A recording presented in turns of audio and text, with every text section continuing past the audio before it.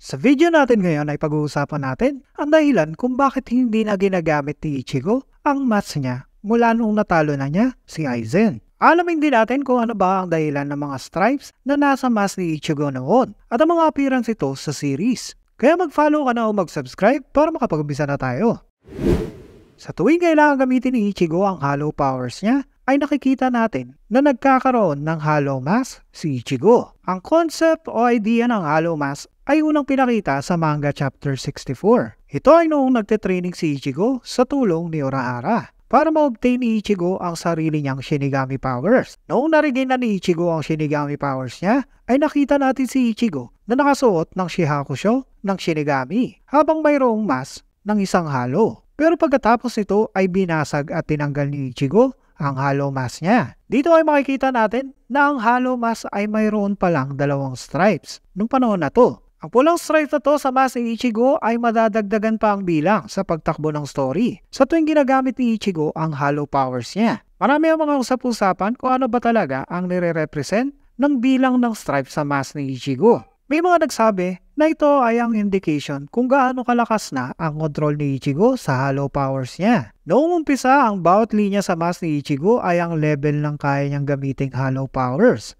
At dahil nasa isang side lang ang nakikita nating stripes, ay ibig sabihin nito ay kalahati lang ng hollow powers ni Ichigo ang kaya niyang gamitin. Pero nung na-unleash na ang Vasto Lorde form ni Ichigo, ay nawala na ang limit na sinet ni Ichigo para sa hollow powers niya. Kaya mula noon, ang stripes sa mask ni Ichigo ay nakita na natin sa magkabilang sides ng mask na nagre-represent ng full hollowification ni Ichigo. Dito ay napansin din ni Ichigo na ang hollow mask niya ay mas mabigat na kaysa dati. At naramdaman din niya na mayroong kakaiba sa hollowification niya. Sa chapter 411 ay sinabi ni Tensa Zangetsu na takot si Ichigo sa hollow powers niya. Kaya ito ang dahilan kung bakit hindi magawa ni Ichigo na kontrolin ng maayos at ma-achieve ang full hollowification. Pero bago natin paliwanag kung bakit hindi na ginagamit ni Ichigo ang hollow mask niya, ay balikan muna natin ang appearance at mga pagbabagong nangyari sa hollow mask ni Ichigo sa story.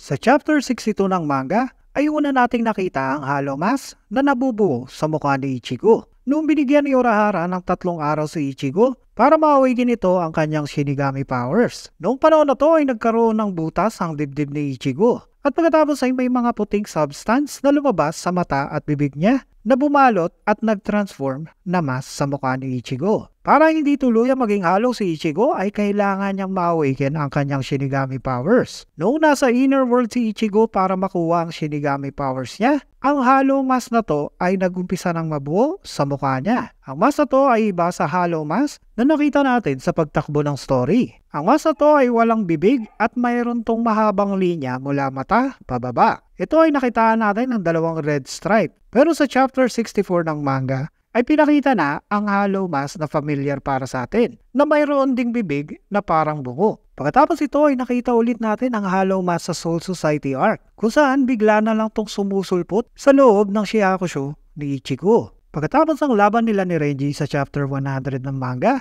ay ginamot ni Hanataro si Ichigo. Sinabi ni Hanataro, kung hindi dahil sa mask na nasa bulsa ni Ichigo, ay malala sana ang naging sugat ni Ichigo sa atake ni Renji. At dito ay pinakita ang mask na mayroong 3 red stripes. At ito ay malaki ang pagkakahawig sa mask na nakita nating nabuo sa chapter 64. Nagtaka si Hanataro kung bakit mayroong dalang mask si Ichigo na kamukha ng hollow mask. At paano rin ginaya ng mask na mapigilan ang atake ni Renji.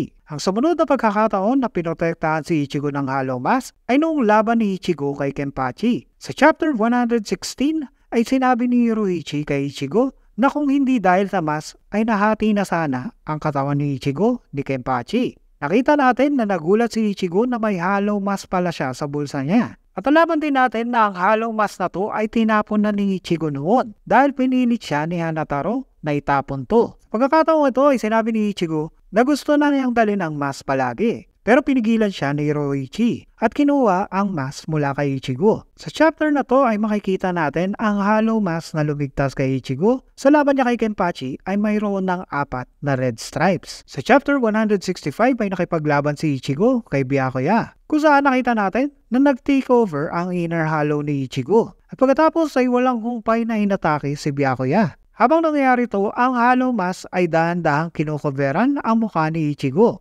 Pero bago pa ito kompleto, ay puwersahang tinanggal ni Ichigo ang hollow mask niya. Ang bilang ng stripe ng mask na to ay kaparehas lang na nakita natin sa chapter 116. Pero ito ang unang pagkakataon na nakita natin ang hollow mask form ni Ichigo sa series. Noong umpisa ng Arrancar arc ay naramdaman ni Ichigo na lumalakas na ang power ng kanyang inner hollow. Sa chapter 193 ay sinubukan na naman ng inner hollow ni Ichigo na i-take over ang katawan niya. Pero ito ay nilabanan ni Ichigo na naging dahilan para mabugbog ni Yami si Ichigo. Sunod na nakita natin ang mask ni Ichigo sa chapter 220.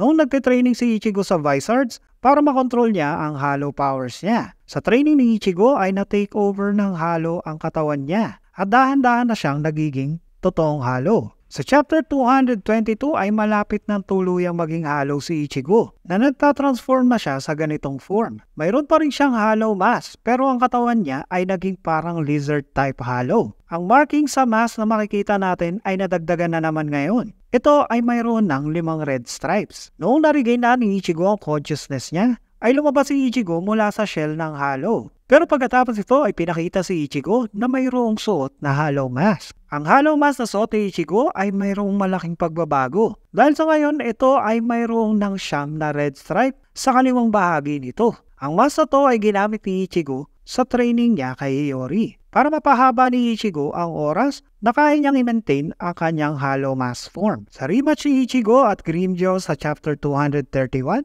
ay ginamit ni Ichigo ang hollow mask niya. Pagkatapos ng training ni Ichigo sa mga Vizards, ay kaya nang gamitin ni Ichigo ang mask niya ng 11 seconds. Ang mask na sinuot ni Ichigo sa laban na to ay mayroong 4 na stripes sa upper left part ng mask, 3 sa middle part, at 3 din sa lower part nito. Kaya ang total ng stripe ng mask ni Ichigo sa labanan na to ay 10 na. Sa point na to ay maaaring tinaasan na ni Ichigo ang limit ng hollow powers na ginagamit niya, na naging dahilan ng lalong pagdami ng red stripes nito. Dahil dito ay nagkaroon ng malaking damage si Grimmjow sa atake ni Ichigo na nakasuot ng hollow mask. Pero dahil 11 seconds lang kayang gamitin ni Ichigo ang mask niya, ay nag-crack at nabasag agad ito na makikita natin sa chapter 232. Dahil dito ay nabugbog na naman ni Grimmjow si Ichigo. Ang sunod na paggamit ni Ichigo ng mask niya ay sa Hueco Mundo na, sa laban niya kay Dordoni. Sa labanan na to ay pinilit ni Dordoni na gamitin ni Ichigo ang tunay na lakas nito. At dahil dito ay sinuot ni Ichigo ang mask niya na makikita natin na parehas pa din ang bilang ng stripes mula nung uli natin to nakita.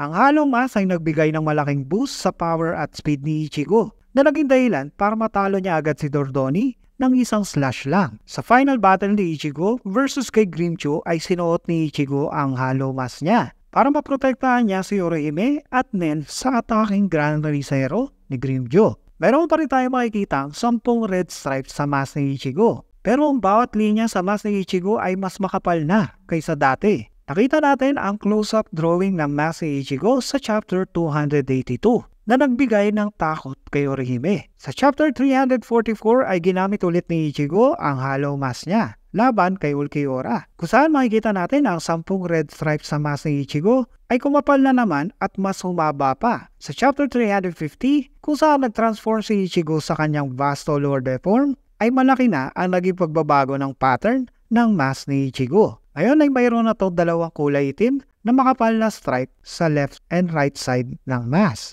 Ang pattern na to ng mask ni Ichigo ay ang naging bagong design ng mask niya mula nung natalo na niya si Ulquiorra. Sa chapter 378 ay kinailangan gamitin ni Ichigo ang hollow mask niya nung kinalaban niya si Yami. Dito ay kapansin-pansin na ang stripe na nasa mask ni Ichigo ay hindi na kulay pula. Ang malaking pagbabago sa mask ni Ichigo ay napansin din ni Rukia sa chapter 379. Sinabi ni Rukia na ang pattern sa mask ni Ichigo ay malaki ang pinagbago. Dito ay nalaman din natin na aware pala si Rukia na nagbabago ang markings sa mask ni Ichigo. Pero sa pagkakataong ito ay ibang-iba na ang marking sa mask ni Ichigo kumpara dati. Kahit si Ichigo ay naramdaman na bumigat ang mask niya at may kakaibang sensation sa halification niya. Sa pares sa chapter na to ay pinakita na bigo si Ichigo na tawagin ulit ang mask niya nung sinubukan niya itong gamitin ulit laban kay Yami. Sa chapter 388 ay nag-comment si Aizen na dapat ay nag-surprise attack si Ichigo sa kanya. habang nakasuot ang Hollow Mask na ito, na parang alam ni Aizen na hindi magamit ni Ichigo ang Hollow Mask niya. Pero sa chapter 404 ay na-activate ulit ni Ichigo ang Hollow Mask niya. Dito ay makikita natin ang Hollow Mask sa huling pagkakataon sa story. Noong kinalaban ni Ichigo si Jin, ang mask ni Ichigo ay mayroon pa rin dalawang kulay itim na line. Maaring nagbago ang kulay ng linya sa mask ni Ichigo from red to black dahil ito ay nagre-represent na hindi na kayang pigilan o kontrolin ni Ichigo ang lakas ng hollow powers na kinakatakutan niya. Maaring namimiss na ng maraming fans ang Hollow Mask ni Ichigo at nagtataka din sila kung bakit hindi na ito ginagamit ni Ichigo. Ang sagot dito ay mula noong nag-training si Ichigo para ma-achieve niya ang Final Getsuga ay hindi na kailangan ni Ichigo ang Hollow Mask niya para ma-access niya ang kanyang hollow powers. Sa chapter 411 ay pinaliwanag ni Tensa Zangetsu kay Ichigo na White Ichigo at si Zangetsu ay isa na pareho silang powers ni Ichigo. Kaya noong tinanggap ni Ichigo ang sword ni Tensa Zangetsu para makompleto niya ang training ng Final Getsuga, ay tinanggap na din ni Ichigo ang hollow powers niya. Kaya mula nito ay hindi na kailangan ni Ichigo ng Hollow Mask. Ang isang katunayan nito ay noong ginamit ni Ichigo ang full bring powers niya. Makikita natin na naka-incorporate ang hollow powers ni Ichigo sa full bring form niya. Sa form na to, ang white part ng dating mask ni Ichigo ay bumabalot na sa muka at katawan ni Ichigo. Lalo pa nating makikita ang integration ng hollow powers ni Ichigo sa Thousand Year Blood War arc, kung saan na-achieve na ni Ichigo ang true Bankai form niya na pinakita ko na sa nakaraang kong video. Ilagay nyo din sa comment kung ano sa tingin nyo ang ibig sabihin ng mga lines sa Hollow Mask ni Ichigo noon. At kung ano din ang palagay nyo kung bakit di na ginagamit ni Ichigo ang Hollow Mask niya. Kung bago kayo dito sa aming channel, please hit the subscribe button para mabalikan ninyo ang aming mga videos. Sama nyo na din ang notification bell para updated kayo sa mga bago naming uploads. Meron kayong tanong or topic na gustong i-discuss? Ilagay nyo lang sa comment below. Thank you for watching and kita tayo sa next video.